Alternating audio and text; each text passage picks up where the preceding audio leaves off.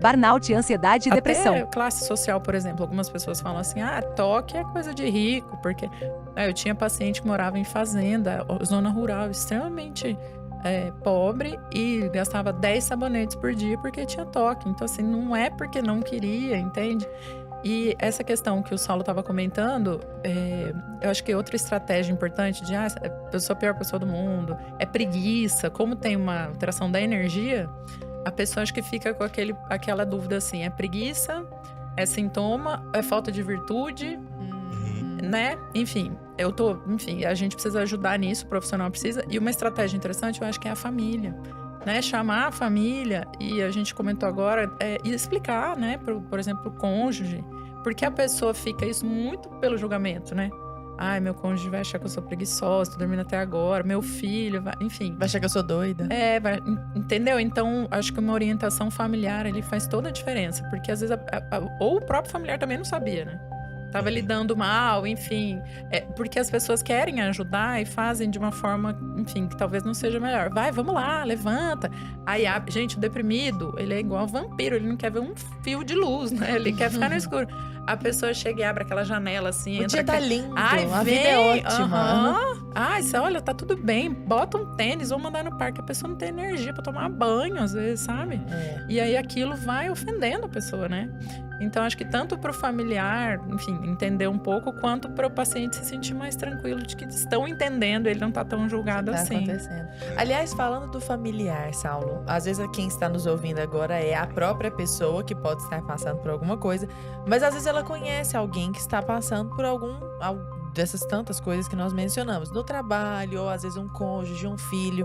Qual que é o melhor jeito de abordar sem acusar a pessoa da doença, sabe? Você tá com depressão, vou te levar pra não sei o que, não sei o que. Porque às vezes a pessoa também vai, ainda que ela esteja, sabe? Aquilo de repente vai soar ofensivo pra ela. Qual o melhor jeito de abordar essa pessoa? Existem vários níveis que eu já vi, assim, sabe? Em níveis mais leves, a pessoa tem uma certa aceitação, né? Ou nisso, acho que as redes sociais ajudaram muito Que legal. em termos de divulgação de informações, que era muito restrito antes. Eu, por exemplo, dei muita palestra em igreja. E aí, um dos slides era muito engraçado. Na hora que chegava nesse do exame de ressonância, eu colocava o sem depressão primeiro e depois o com depressão. Eu escutava o pessoal fazendo... Como se fosse assim, nossa, minha mulher tá com depressão e eu achei que era frescura. Tipo assim, olha como é que eu tratei a pessoa, eu não sabia que depressão era isso, eu achei que era frescura. Parece que ali a pessoa tomava consciência de como ela estava tratando um familiar ou alguém que passou pela vida dela e ela achou que era falta de força de vontade, né, e coisas desse tipo. Então tem esses... Eu acho que é mimimi, né? Tem a galera que acha que só levanta aí, vambora. Exato. Então elas precisam essencialmente de informações. Vários que eu já mostrei essa imagem no consultório, às vezes eu chamo o marido, chamo o cônjuge, chamo alguém da família para explicar o que tá acontecendo. E aí elas mudam. Agora eu já vi também casos muito graves mesmo, assim, de fundo do poço, de eu recomendar que a pessoa marcasse a consulta como se fosse para ela e chamar o paciente para acompanhar. E aí, na hora que chegava lá, era para ela, alguns resistiam e tal, mas outros aceitavam. Mas isso aí é uma medida extrema para casos extremos, né? Na maioria das vezes, com informação, você consegue melhorar isso. Né? Então, nesse ponto, eu acho que as redes sociais ajudaram muito. Eu, pelo menos, tenho muito paciente que começa a me seguir, vai vendo lá as informações, vai vendo que a gente, né, a Paula também tem esse perfil, a gente não vai direto para medicação, né? Então, nós não somos uns meros prescritores de medicação, então a pessoa já ganha uma confiança muito grande no seu trabalho. E uma série de outras coisas. Essa coisa que você falou também da virtude, eu gosto muito desse assunto, né, vícios e virtudes, tá lá no aspecto psicológico. Aí tem paciente que já chega pra mim e fala assim: doutor, pode falar, fala rasgado na minha cara, eu acho que eu tô preguiçosa mesmo e tal. Eu falei: não sei, vamos dar uma olhada nos seus exames primeiro. E aí, às vezes, tem uma ferritina lá, assim, de 6, né? Tem uma anemia profunda, tem alguma coisa muito alterada, vitamina D no chão, a pessoa não pega sol nem a pau. E aí eu falo assim: olha, primeiro nós vamos normalizar isso daqui. Depois a gente vê se é preguiça. Depois a gente vê se é preguiça, porque preguiça é um vício de comportamento, né? E que envolve uma decisão. Então, é uma espécie de idolatria dos sentidos e uma aversão completa ao esforço. Então a pessoa escolhe isso. Uma pessoa com alguma questão biológica, ela não tá escolhendo aquilo. Ela, por mais que ela tente fazer a coisa, o corpo não reage. Se fosse na Bahia, o psiquiatra tem um pouco. Eu lembro de casar me xingando. Altamente cancelável essa piada. Ô, Paulinha, vamos falar sobre tratamento? Deixa eu falar aqui. Você perguntou de Deus e eu emendei outra coisa aqui. É um baita de um fator protetor, embora não seja falta de Deus, né, especificamente uma causa biológica, mas é um fator protetor, por exemplo, para risco de suicídio, é o maior protetor. Então, uma pessoa, sei lá, que tem uma crença em relação ao que acontece com quem faz isso, protege muito, assim, é o que a gente fica mais tranquilo. E o Saulo comentou da falta, enfim, se é falta de virtude, se é preguiça, o que é.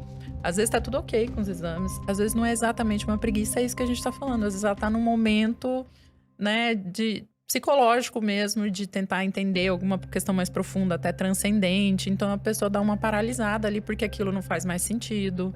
Ela tem um trabalho que, enfim, tem alguma questão moral ali que não pertence mais a ela. Então mas ela tem, sei lá, 40 e poucos anos. Como é que eu vou mudar agora a minha carreira? Exatamente. Mas, né, não tem como eu mudar e, meu Deus, eu não concordo com mais nada disso aqui que eu tô fazendo, entendeu?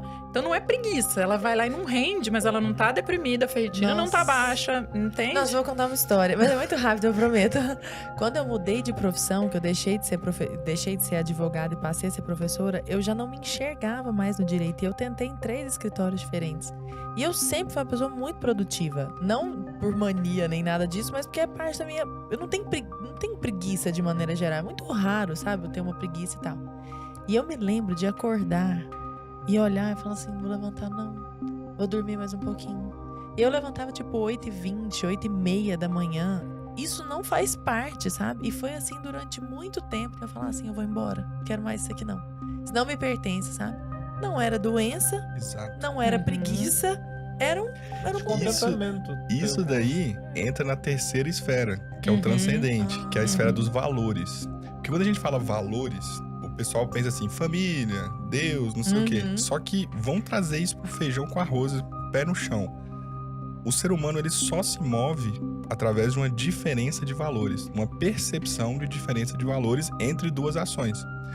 Quando você estava deitado na cama hoje de manhã e você resolveu levantar da cama e escovar dente e se arrumar, você tinha uma percepção de que levantar e se arrumar era melhor, ou seja, mais valioso naquela circunstância do que continuar deitado.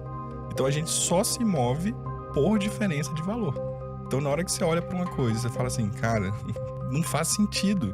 Eu não consigo valorizar isso daqui a ponto de me mover nessa direção. Aí o ponto-chave é, será que o seu intelecto está captando o valor real da coisa?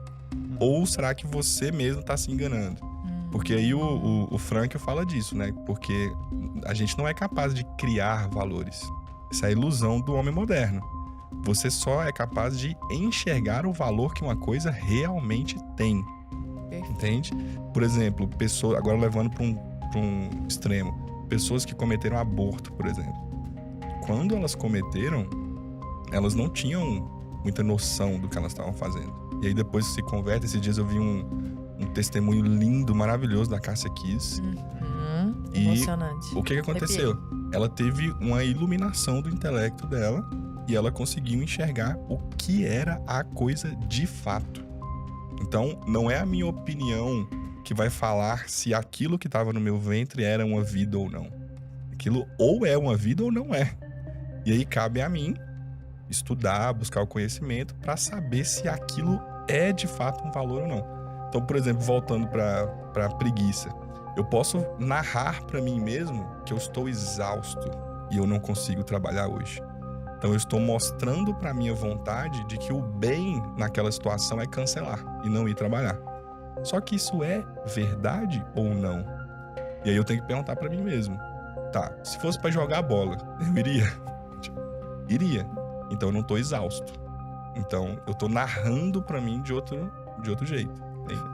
Daí a importância de ser tão franco consigo mesmo, né? Total. Eu vou só jogar uma faísquinha. E o burnout, né? Entende o meu Assista ao vídeo completo. Acesse aqui. Créditos, Brasil Paralelo e Kevin MacLeod.